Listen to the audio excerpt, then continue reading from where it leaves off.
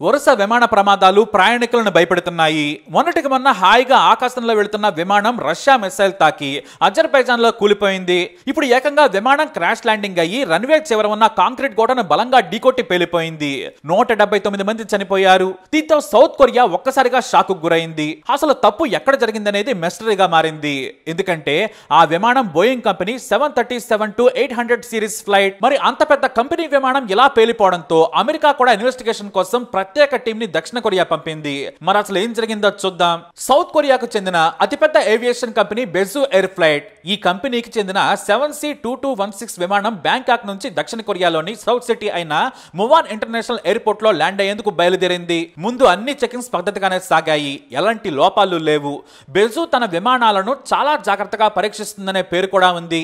ఈ విమానం కూడా బ్యాంకాక్ లో ఎలాంటి సమస్యలు లేకుండానే టేకాఫ్ అయింది.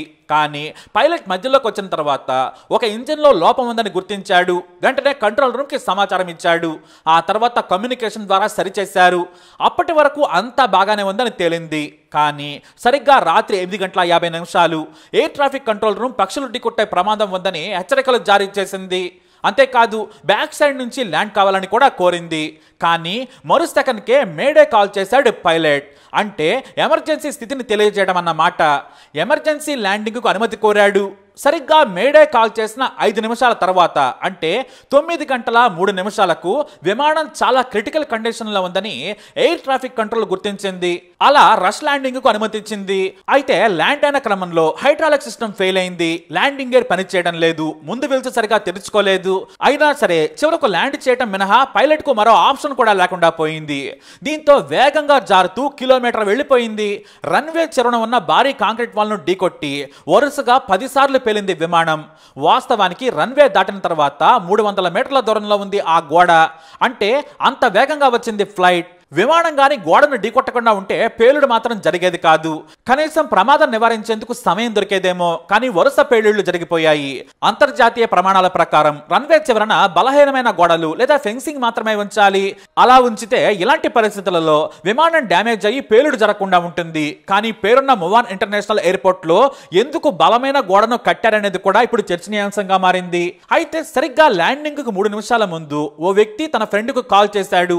విమానం టర్బో ఫ్యాన్ లోకి పక్షులు వెళ్ళాయి. విమానం ల్యాండ్ అయ్యే పరిస్థితి లేదు అని భయపడుతూ చెప్పాడు. అంటే విమాన సిబ్బంది తమ ప్రయాణికులకు పరిస్థితిని ముందే తెలియజేసి అలర్ట్ చేసిందని తెలుస్తోంది. ఈ విమానం రన్వే 19 మీద ల్యాండ్ అయింది. స్లోప్ కేవలం -0.2 మాత్రమే ఉంది. దీంతో ల్యాండింగ్ కావాల్సిన విమానానికి మరింత పొడవైన రన్వే కావాలి. కానీ అక్కడ లేదు. అయితే బెజు విమాన కంపెనీ మాత్రం వాతావరణ పరిస్థితులు కూడా కలిసి రాలేదని ప్రకటించింది. అయితే దక్షిణ కొరియా వాతావరణ సంస్థ మాత్రం ఎలాంటి వాతావరణ సమస్యలు లేవు, కనీసం గాలి కూడా తీవ్రంగా లేదని ప్రకటించింది.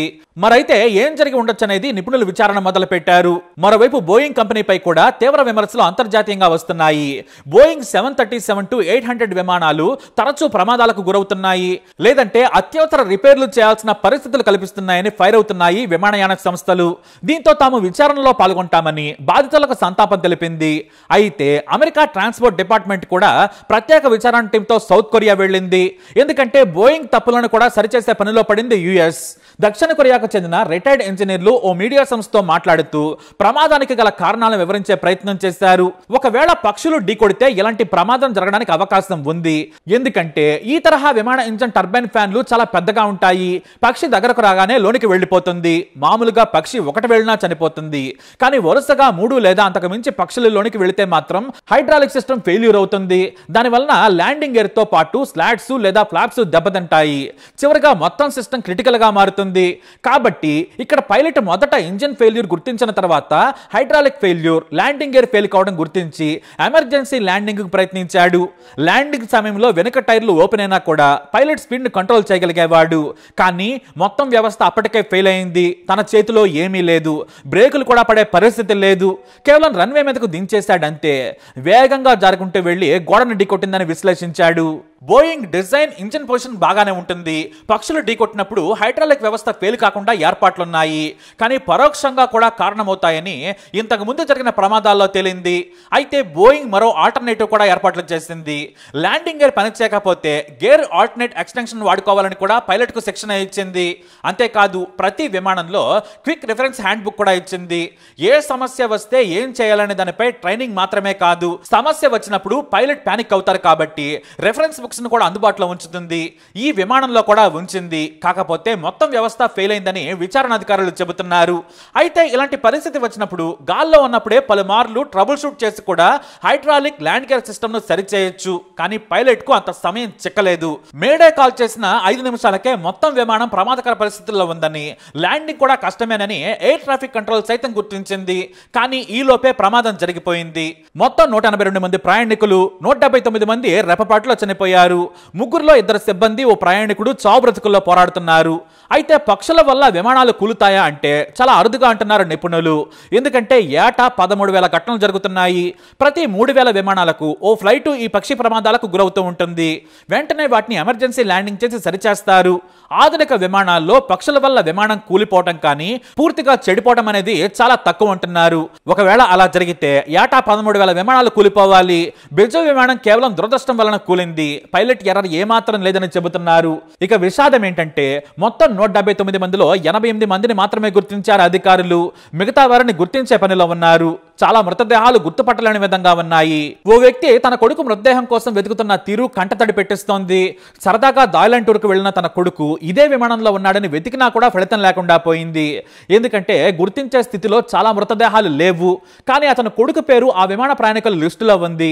దీంతో చివరి చూపు కూడా దక్కలేదని కన్నీటి పర్యంతమవుతున్నాడు ఆ తండ్రి. అయితే బోయింగ్ 737 మ్యాక్స్ విమానాలను నమ్మొచ్చని బెజు ప్రకటించింది. ఆకాశంలో అవి మెరుగుగా పనిచేస్తాయి. సమస్య వచ్చినా పైలట్ సరిచేసుకునే విధంగా ఉంటాయి. ప్రమాదం జరగకుండా ఒక ఇంజిన్ తో అయినా 1000 కిలోమీటర్లు ప్రయాణం చేసి సేఫ్ గా దించొచ్చని బెజు ఇంజనీర్లు కూడా చెబుతున్నారు. ప్రస్తుతానికి స్ట్రాంగ్ సేఫ్టీ రికార్డు ఉన్నా కూడా రిపేర్లు ఆందోళన కలిగిస్తున్నాయని పైలట్ల నుంచి విమర్శలు కూడా ఉన్నాయి. ఇక 2 బ్లాక్ బాక్సులను స్వాధీనం చేసుకున్నామని సౌత్ కొరియా ఏవియేషన్ విచారణ అధికారులు మీడియాకు తెలియజేశారు. వాటి ద్వారా ఫ్లైట్ డేటాతో పాటు వాయిస్ రికార్డు కూడా ఉంటుంది కాబట్టి అసలు కారణం తెలిసే అవకాశం ఉంది. మరోవైపు దక్షిణ కొరియా రాజకీయ కల్లోలంతో అట్టడుగుతుంది. ఈ సమయంలో ఈ విమాన ప్రమాదం జరగడంతో బాధిత కుటుంబాల తరపున మాట్లాడే వారే కరువయ్యారు.